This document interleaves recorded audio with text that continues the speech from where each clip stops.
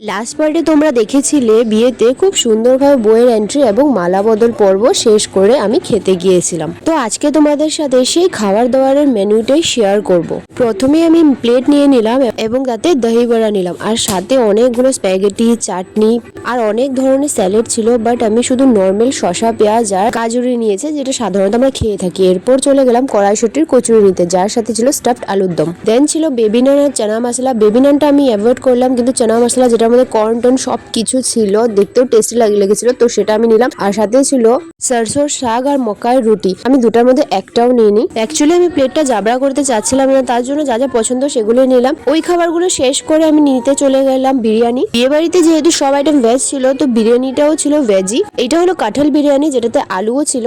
বাকি সব খাবারের সাথে বিরিয়ানিটাও কিন্তু আমার দারুণ লেগেছিল। দেন ভাত, ডাল আর সাইডে কয়েক রকমের ভাজা, আলুর তরকারি, মানে নর্মাল কিছু খাবার ছিল যেগুলো আমি নিইনি, কয়েকটা ভাজা নিয়েছিলাম বাস। এরপর খাওয়া দাওয়া কমপ্লিট করে ক্লিন একটা প্লেট নিয়ে চলে গেলাম হলো সুইট আইটেমগুলো ট্রাই করতে, যেখানে প্রথমে পাতে নিয়ে নিয়েছিলাম চাটনি, পাঁপড় এবং চলে গেলাম গাজরের হালুয়ার দিকে। বাট হালুয়াটা নিয়ে অতিরিক্ত মিষ্টি ছিল, অভি খেয়ে আমাকে বলেছিল, তার জন্য আমি নিয়ে চলে গেলাম হলো জিলেপি নিতে, যার সাথে ছিল রাবড়ি, অনেকই ভালো লেগেছিল। এরপর নিলাম মাখা, সন্দেশ আর কালাগাত। প্রত্যেকটা আইটেমই ছিল আমার ফেভারিট, কিন্তু পেট ভর্তি হয়ে যাওয়াতে সবগুলো খেতে পারিনি। সবগুলো একটু একটু খেয়েছি, ফেলেই একটাও নেই।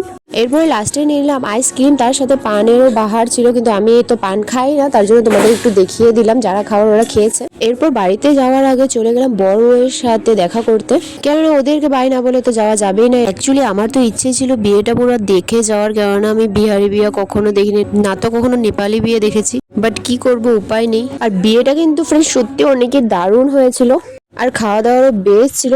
তো যাওয়ার আগে বর বউয়ের সাথে স্টেজে গিয়ে কয়েকটা ফটোস ক্লিক করে নিলাম। এদিকে আমাদের ট্রেনের টাইমও পেরিয়ে যাচ্ছিল, তার জন্য বেশিক্ষণ আর দাঁড়াতে পারলাম না। তোমরাও যাওয়ার আগে ওদের দুজনকে মন ভরে আশীর্বাদ দিয়ে যেও, আর আমার ভিডিওটা কেমন হয়েছে সেটাও কমেন্টে জানিয়ে যেও। তো ফ্রেন্ডস, আমাদের বিয়ে এন্ড হয়ে গেছে, আর আমার স্টাইল দেখো, গলার অবস্থানে এখানে আমার ইচিং হয়েছে, তো গলাটা খুলে নিয়েছি, আর চুল দেখো শেষ, মানে বিয়েও শেষ, স্টাইলও শেষ। আমাদের বান্দা সেম আছে, কিন্তু যে পাইট মেরে আগেও এসেছিল এখনো পুরো পাইটই আছে, কোট শোট পরে।